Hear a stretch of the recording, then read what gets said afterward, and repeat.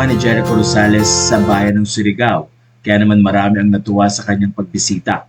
Marami din ang tila nagulat nang ipakita nga ni Jericho ang ganda ng mga beach sa nasabing lugar, pero nadismaya ang aktor nang makita niya ang napakaraming basura sa tabing dagat. Yo, mga kababayan. Ganda ng mga beaches natin, no? Talagaan din natin.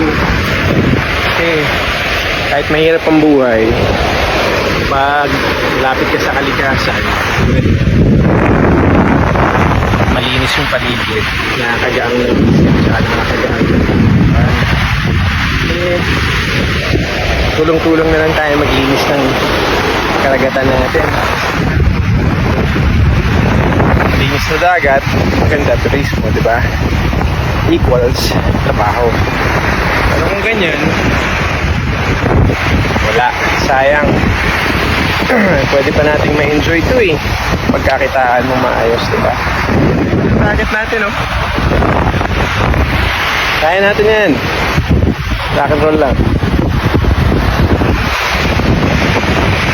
May mga damit, sapatos, bote at kung ano-ano pang plastic ang makikita sa nasabing lugar, kaya naman pakiusap ni Jericho na alagaan ng mga tao ang beach na ito at makita nila ang maibibigay na kagandahan sa kalikasan.